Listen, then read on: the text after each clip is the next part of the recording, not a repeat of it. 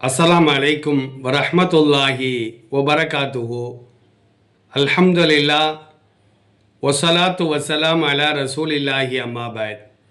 கணியத்திற்குரிய எல்லாம் அல்ல அல்லாஹ்வே நல்லடியார்களே, பாசத்திற்குரிய இஸ்லாமிய பெரியோர்களே, தாய்மார்களே, சகோதர சமுதாயத்தை சார்ந்த அருமையான சகோதர சகோதரிகளே, முஸ்லீம் என்றால் யார், முஃமின் என்றால் யார்?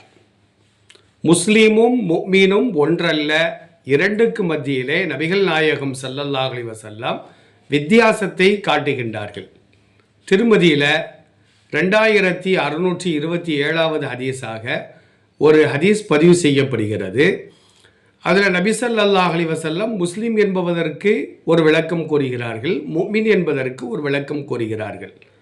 முஸ்லீம் என்பதற்கு விளக்கம் கூறும் பொழுது, அல் முஸ்லிமு மன் சலிமல் முஸ்லிமூன மில்லிசானிகி வயதிகி, ஒருவர் தன் நாவினாலும் தன் கரத்தினாலும் மற்ற முஸ்லீம்களுக்கு தொல்லை கொடுக்கவில்லை என்றால் அவர்தான் முஸ்லீம்.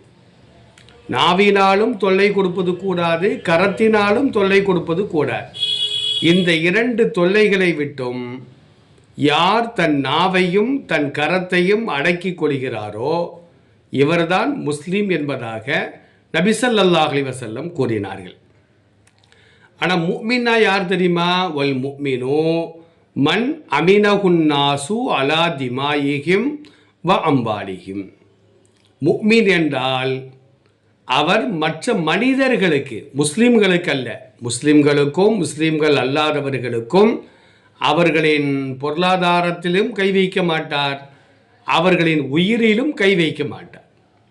அப்போ யார் எல்லா மக்களுக்கும் அவர்களின் பொருளாதார விஷயத்திலும் அவர்களின் உயிர் விஷயத்திலும் நம்பிக்கைக்குரியவராக இருப்பாரோ அவர்தான் உண்மையான முஃமின் என்பதாக நபி ஸல்லல்லாஹு அலைஹி வஸல்லம் இந்த ஹதீஸின் மூலமாக விளக்கம் தருகிறார்கள். ஒரு உண்மையான மூமின் அடுத்தவர்களின் பொருளுக்கு ஆசைப்பட மாட்டார், அடுத்தவரின் உயிரை பறிக்க மாட்டார். அந்த ரெண்டிலும் அவர் விஷயத்தில் நிம்மதியாக நாம் இருக்கலாம்.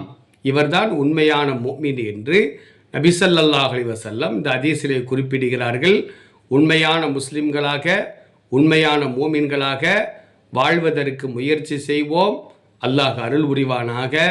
அஸ்ஸலாமு அலைக்கும் வரஹ்மத்துல்லாஹி வபரகாத்துஹு.